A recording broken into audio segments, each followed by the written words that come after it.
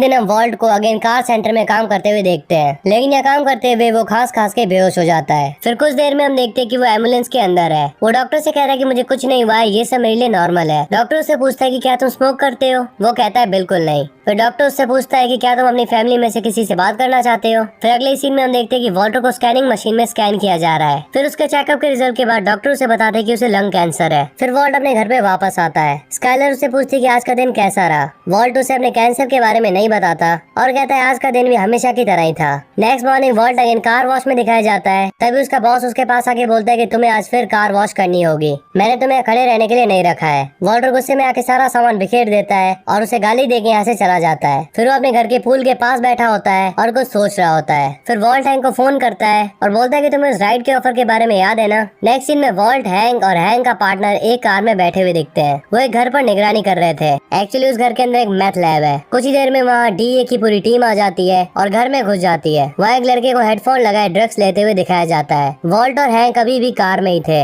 Vault hang से पूछता है कि क्या हम लैब देखने घर के अंदर जा सकते हैं? वो कहता है हाँ क्यों नहीं, पर पहले हम चेक करके आते हैं। एंड वो वॉल्ट को कार के अंदर ही रुकने के लिए कहता है। वॉल्ट को हैंक के जाने के बाद विंडो से एक लड़का कूदता हुआ दिखता है। वो लड़का और कोई नहीं बल्कि जैसे पिंकमैन है, जो कि उसका स्टूडेंट रह चुका है। पिंकमैन वॉल्ट को चुप रहने के लिए बोलता है और गाड़ी लेकर यहाँ से चला जाता है। नेक्स्ट सीन में हम देखते हैं जैसे अपनी कार को कवर कर रहा होता है। तभी वह वॉल्ट आ जाता है और उसे जैसे डर जाता है। वॉल्ट कहता है कि मैं अकेला हूँ और तुम मुझ पे भरोसा कर सकते हो। या वॉल्ट जैसे से कहता है कि उसका पार्टनर रेमिलियो अब जेल में है और वो जानता है कि जैसे ही कैप्टन कुक है। जैसे कहता है कि उसे वॉल्ट के लेक्चर नहीं सुनने हैं। वॉल्ट कहता है हम साथ में काम कर सकते हैं, तुम्हें बिजनेस पता है और मुझे केमिस्ट्री। जैसे स्काइलर और मैरी को दिखाया जाता है जो घर पर कुरियर पैकिंग कर रहे हैं। मैरी स्काइलर से पूछती है कि क्या वो नॉवल नहीं लिखेगी। वो उसे कहती है कि वो अब शॉर्ट स्टोरी लिखेगी। फिर मैरी वॉल्ट के बारे में पूछती है। वो कहती है कि आजकल वॉल्ट ऑफ क्यों है। स्काइलर कहती है ऐसा कुछ नहीं है, सब ठीक है। फिर हमें स्कूल में वॉल्ट को केमिस्ट्री लैब का सामान उठाते हुए दिखाया जाता है। सामान लेकर वो जैसी के घर जाता है। जैसी उसे कहता है ये सब क्या है और इसकी क्या जरूरत है। वॉल्ट उसे बताता है हम मैथ की कुकिंग प्रोफेशनली करेंगे, तुम्हारा पहले का लैब और मैथ दोनों बकवास था